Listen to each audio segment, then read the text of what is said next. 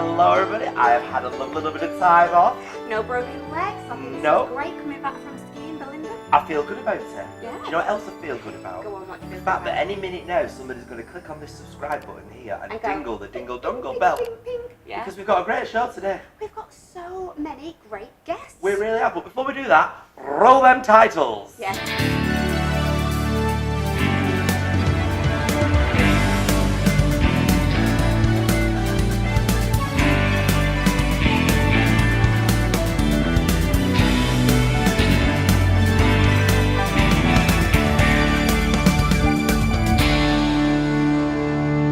Well, we've got a full house tonight. Belinda is back with me. I feel like my other half. I am now complete.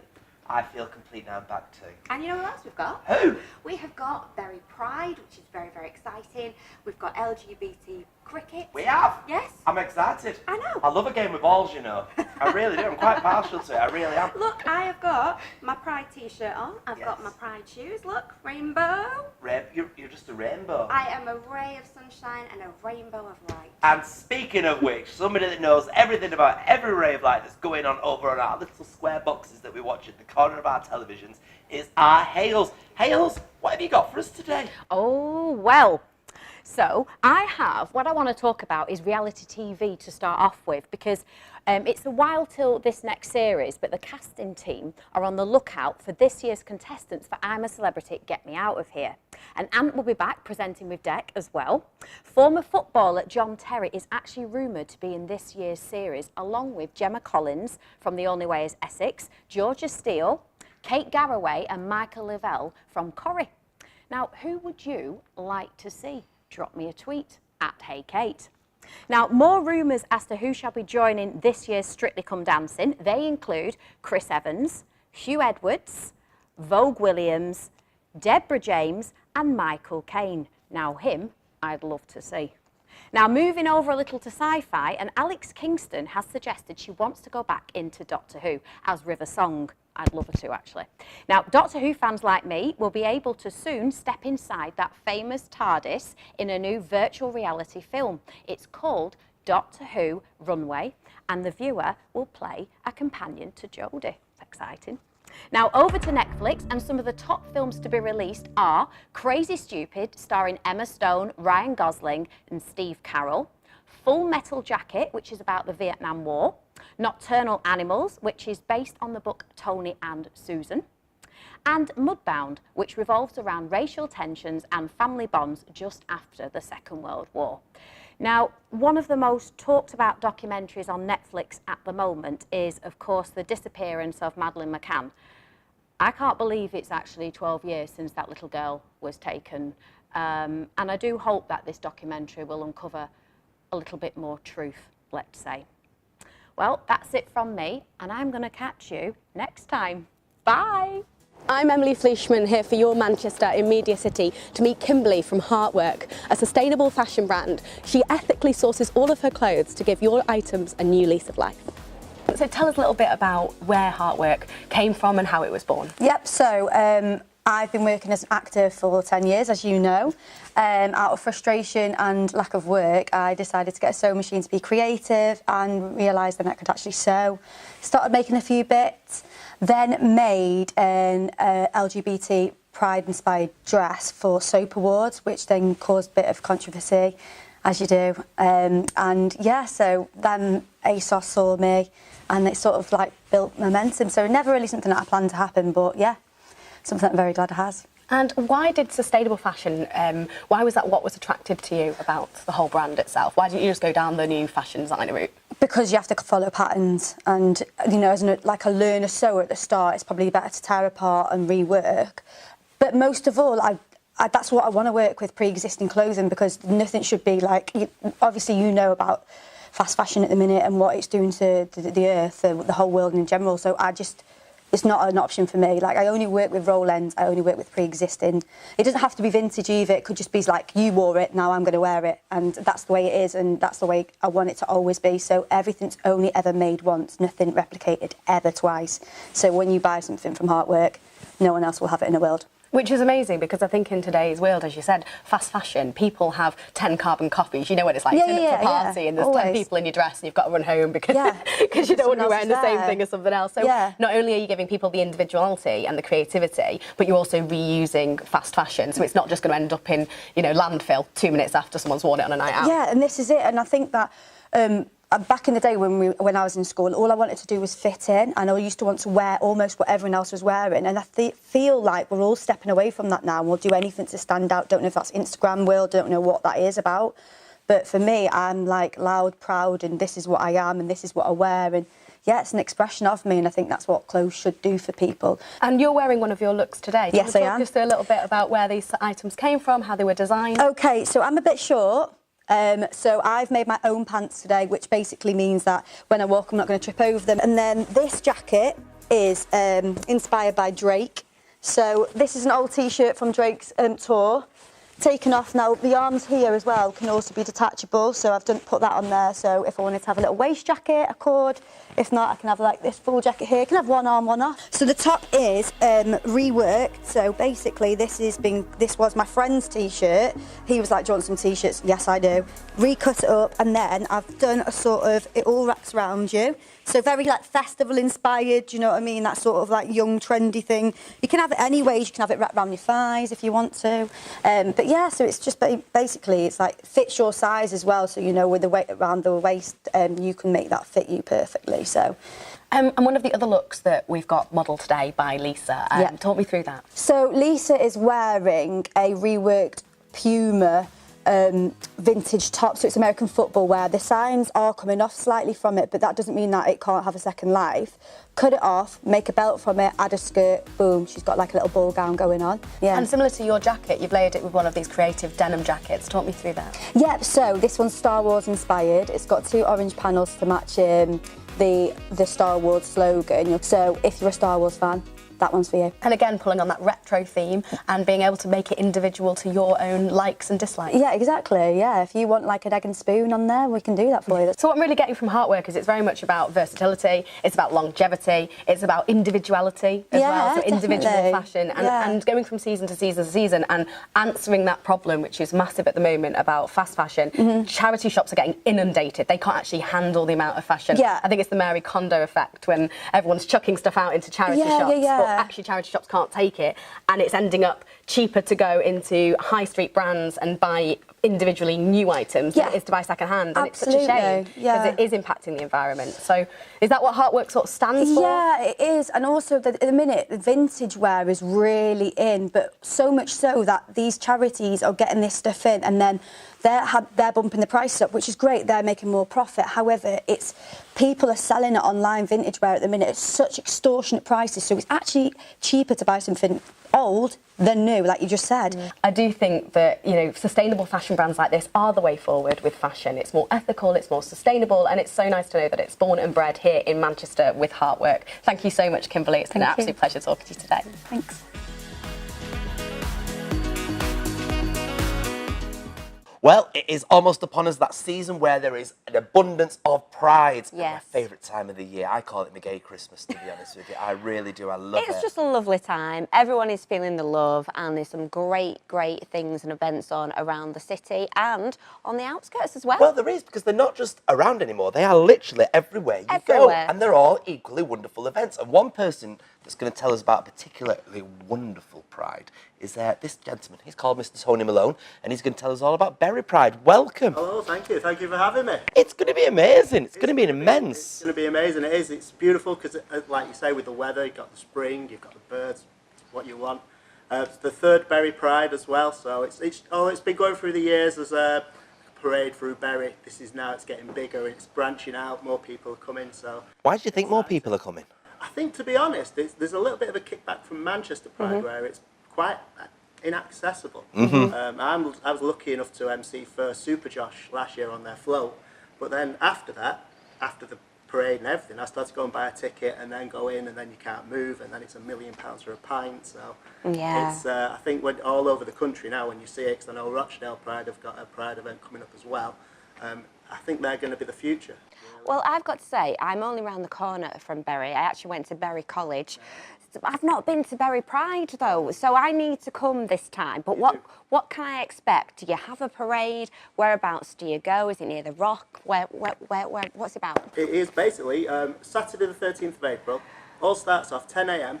at the Elizabethan Suite, which is Bury Town Hall. Yeah. There's some stalls inside, there's various different acts inside, and then we do have a parade, the Bury Business Lodge Walking Rainbow, which goes all the way through Bury Town Centre, up by the Rock, up by Barclays, back straight down, back through Bury Market, and then straight onto the main stage, Barclays sponsored main stage, where we've got a full day of great entertainment. We've got the lovely Vivian, who's hosting it. Yes. Yeah, Vivian Lindsay, my future wife. And straight in, we've got some music from Tower FM. Yeah. Then we've got an amazing, one of the best Pink tribute acts out there, lovely Vicky Jackson. She's going to do Pink for us, obviously. And then straight into the headliners this year is S Club. S Club? Shut How many from S Club is there? There's 3. There's 3 now. S Club, it was going to be 4, but I wanted to laminate the posters, so we ran out of budget. Ah. All 3. Which 3 is it these days? Yeah, Do you have know? we got Joe? We've got Joe. He's got the flow. Oh. Yeah. We've got Bradley. He's got the feeling. He's got the feeling. And we've got Tina. Tina. No way, Tina. She was the best dancer, Joe was the best singer, and Bradley, he just did everything. You get far too excited about things like this. Reach for the stars, climb every mountain. God. I love them. Now, you're being sponsored by quite a few people as well, aren't you? Quite a lot, yeah. Barclays are the main sponsor. They've been brilliant. They've got into it. Tesco's have just got involved as well. Oh, wow. I've just been down there today. They're decorating all the stores in the area, rainbowing it up and really going for it. It's become a really good community event. A lot of people are getting involved, and it's really how I think we've always sort of tried to do it, where it's more family oriented, and tickets are free as well, which is a major bonus. And a novel idea. Yeah, because it's like you can go to. I was at the London Pride earlier last year, and that was. You can spend a fortune at these yeah. events, can't you? Yeah, you can either do that or a fortnight in Benidorm. It's you true. know which one you want to do. Yeah. But we've got a bit of a bonus as well this year, because on the Sunday we've also got the Rainbow Train leaving from East Lancs Railway. Oh, and they're right. brilliant. The East Lancs Railway, it's like with the steam trains and everything. That's fab. That's it. Yeah, 5 carriages of fun. Yeah. 4, because one of them's going to be a quiet carriage. That's 4:25. There's let me think. What have we got on? We've got an acoustic act on there. We've got Vivian again. She's doing a bingo, and she's going to be doing some songs, and there's going to be a few other surprises on there as well. There's drinks available. We've got the choir. We've done lots of BYO. Must remember to say BYO. Yes. Bring your own. booze. Oh, I love it. And that's allowed. Yeah. Because again, a lot of events don't let you bring your own drinks. And is it actually going to be moving that train then? Is it going to, because it goes past Ramsbottom, doesn't it? Yeah, it's gone up to Rawsonstall. Yeah. And then back. So, Oh, fabulous. Yeah. I'm going to be going to both days. And as you say, it's a family event. I've got 2 kids. I love to take them to the Manchester Pride. So I'm going to get myself down to Bury and also bag myself a black pudding. I think you should. One more time, when is it on? It's Saturday the 13th of April. Yes. Yeah. And Sunday, obviously, for the train. Tickets are available from fatsoma.com. Bury Pride. You can go onto the burypride.co.uk. Everything's on there, or the Facebook page. And there's a link. Scroll right down, and you can just click on for your tickets for Pride, which are free, and the tickets for the train, which is £6 for adults, £4 concession. Thank you very much for your time. Thank you very much for coming in. Thank you for having me. Isn't it wonderful? Everybody's getting out and about. And one man that loves to get out and about, and he doesn't seem to stop, is our Titters. And he brings you the second part now of his Odsal Hall trip. Welcome back to Odsal Hall Part 2. Last week, I left you with Cecily, Cheeky Sir John and the White Lady. The hall has been developed over the years. 1251, the Manor of Odsal and the River Irwell. 1335, inherited by the Radcliffe family. 1400, a medieval timber dwelling with a moat. In 1510, a Tudor manor house, farm and country estate were built, including the Great Hall. With its wooden and plaster walls, it's quite fabulous. And, of course, it does have its landed gentry. By heck, that rough needs stiffening. Where's me starch? In 1639, Sir Alexander built the brick west wing, contrasting his style to the timber body, yet somehow complementing it. The section to the right has the kitchen with its smoking corridor and, well, a very handsome milkmaid. 1758. The hall becomes the property of Samuel Egerton of Tatton, and times are changing. Around this time is the beginning of the Industrial Revolution. 1875 to 1900. The hall becomes surrounded by industrial housing and factories. 1897. The hall becomes a working men's club for Haworth Mill. The Manchester Ship Canal opens in 1894, bringing Salford docks to the front door. Between the war years, allotments and shelter for the destitute was the main use of the hall. In 1930, a community centre. In 1940, it suffered a little damage from fire and bombing. If you look back to the Manchester Blitz, it's lucky to be stood there at all. In 1959, a dilapidated Odsall Hall was bought by Salford Corporation. It survived the council vote to demolish it by 30 votes to 18. And in 1972, opens as a period house and local history museum. It is now open to the public after a 2-year, £6.5 million restoration was completed in 2011. Outside, we find the tended gardens, a small allotment, and a horse sculpted out of chicken wire. Inside, besides the great hall and kitchen, we discover the 500-year-old bed, furniture of the period. Through the window, we see the high-rise apartments, reminding us that we're in the 21st century. The hall also has interactive facilities for children of all ages. There's dear old Henry VIII giving out his orders, and of course, dressing up. That's always a winner.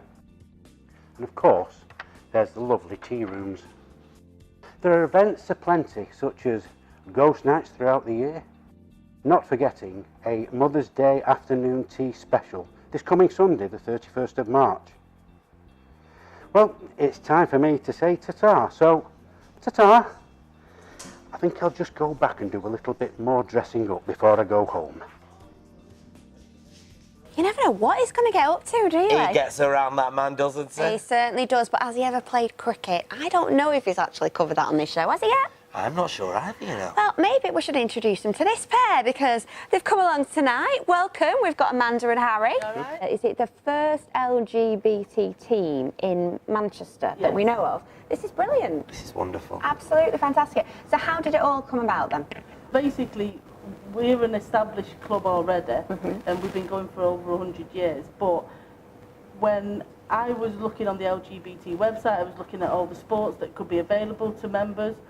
Cricket was never listed, and I thought that is not right and something needs to be done about that. Spoke to our committee, and we said, look, we need to be at the forefront of this, open ourselves up and be LGBT friendly, give people a safe environment to play in, and that's how it's come about. It sounds amazing to be passionate about something as well. It really does. Isn't it exciting? Yeah, and how has it gone actually then? What's the response been like? Well, we had 100% backing from the committee saying we should go forward, come on the show and go for it and try and become more LGBT friendly. So you need more people then, don't you? Yes. Yeah, 100%. And how would these people come about joining your club if they wanted to? Do they have to be good at cricket to start with? No, Not at all, we're not. terrible. Really? All the gear, no idea. Well, that's me all over, so that works fine, doesn't it? So they can be total beginners, and then they just come along and see if they enjoy the atmosphere, is Yeah, it? definitely. You know, we're open to having people who just want to be a social member, they want to come down and watch and just be part of a club, or if they want to come and join in and be part of a team. We've got 4 men's teams, we've got 1 ladies team, we've got junior teams. If people want to join, they can go on our website, which is aomclub.co.uk. We've got Twitter, we've got Facebook. And Instagram now, just got an Instagram account. So all the pictures are on there? Yeah, we'll be getting this on the Instagram account. Oh, fantastic. People can have a look at it then and see if it is for them. Do they have to wear all the kit? Well, I think you have to wear some padding, don't you? Well, yeah, they don't need to have the kit initially. Yeah. We've got the kit at the club, so they can come down and just give it a go. What we'd suggest is they come down to a training session and just have a go. Can you play cricket? No. And I'm captaining. But we come down to a training on a Tuesday night for men's, and is it Thursday night for the women's? ladies, yeah. And you're based near Sale, aren't you? Yeah. The place called Ashton? Ashton on Mersey. On Mersey. No, not Ashton Underline. Don't get confused. Ashton on Mersey. All right. So it's just on the outskirts then of Manchester, isn't yeah, it? and it's right on the tram line. Well, not on the tram line because that would be a bit awkward. Does it cost them anything to come along? Not initially, Not at all. no. No, because you want to attract members, don't you? You don't want to scare them off with saying you owe us this much money. Yeah.